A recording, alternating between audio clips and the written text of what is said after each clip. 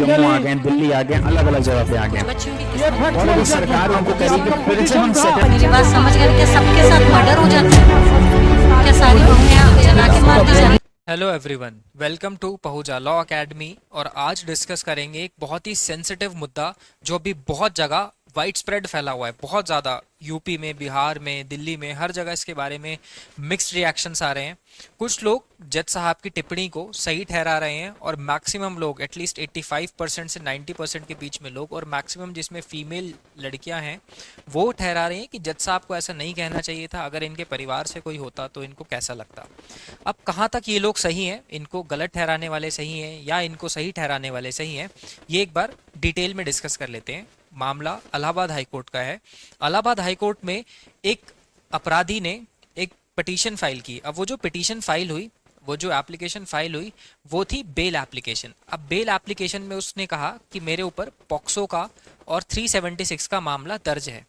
376 मुझ पे कहीं से कहीं तक नहीं बनता, क्योंकि जो कृत्य उसने किया, जो एक्ट उसने बोला कि ये एक्ट 354 के बनते हैं। आउटरेजिंग द मॉडेस्टी का ये मामला है और यहीं पर इसको खत्म कर दिया जाए, इसके आगे इसको ना ले जाया जाए। और 354 का मामला है और ऑलरेडी इन्वेस्टिगेशन वगैरह चल रही, तो मुझे बेल दे दी जाए। अब यहाँ पे जज साहब ने क्या किया, उन्होंने जजमेंट में जो ऑर्डर पास किया, उस ऑर्डर में उन्होंने लिख दिया कि ग्रैबिंग द ब्रेस्ट एंड जो unhooking the pant off the victim, ये सब उसमें नहीं आएगा, रेप की कैटेगरी में नहीं आएगा, क्योंकि रेप कॉन्स्टिट्यूट करने के लिए पेनिट्रेशन, इंसर्शन या फिर अटेम्प्ट टू पेनिट्रेशन ज़रूरी होता है। ये जो लोग लॉयर हैं, जो लोग लॉ स्टूडेंट्स हैं, वो समझते होंगे मैं किस बारे में बात कर रहा हूँ। अब ये सब मामला उठा कहाँ से?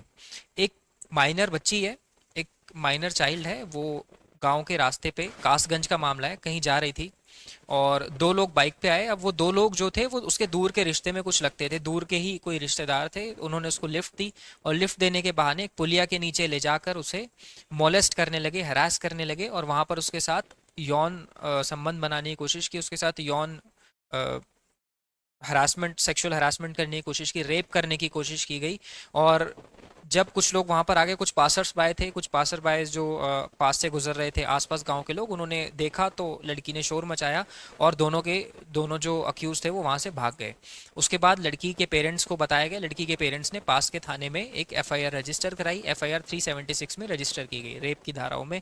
लेकिन अक्यूज का हाईकोर्ट में ये कहना था कि मेरे ऊपर रेप का चार्ज नहीं बनना चाहिए, क्योंकि जो भी एक्ट्स, उस पूरी जो सीरीज ऑफ ट्रांजैक्शन थी, वो जो ट्रांजैक्शन ऑफ एक्ट्स थी या फिर जो सीरीज ऑफ एक्ट थी, उसमें जो जो भी चीज़ें इन्वॉल्व थी वो सिर्फ 354 तक ही सीमित है। आप अगर उनको मिला जुला के देखेंगे भी तो सिर्फ 354 का ऑफेंस आप बना सकते हैं, आप रेप का ऑफेंस नहीं बना सकते।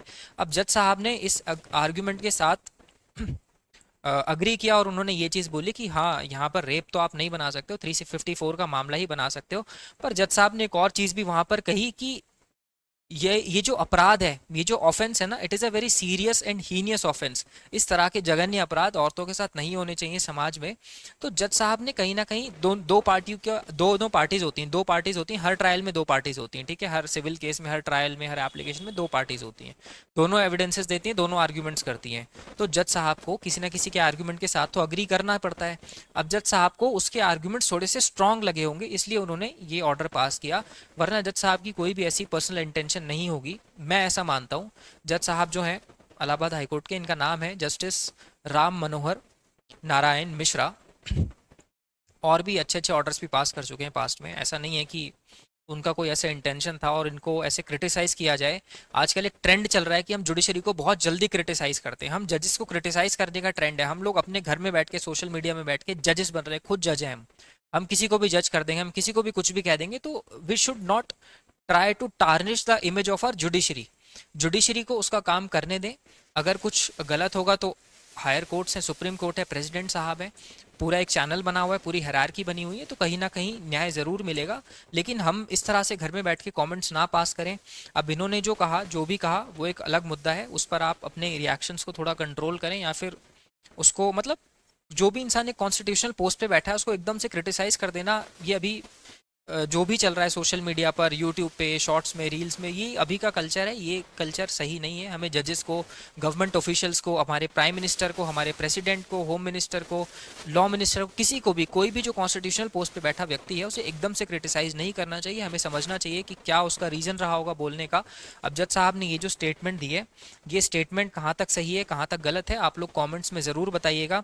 इसके साथ ही साथ मैं आपको ये भी बता दूँ कि यहाँ पर अटेम्प्ट टू रेप का मामला बनाया जा सकता था अगर हम 376 सेक्शन को रीड करते 511 आईपीसी के साथ, तो कहीं ना कहीं वो हो सकता था। लेकिन जज साहब ने अक्यूज्ड के आर्ग्यूमेंट्स के साथ अग्री किया और उसको रिलीफ प्रोवाइड किया।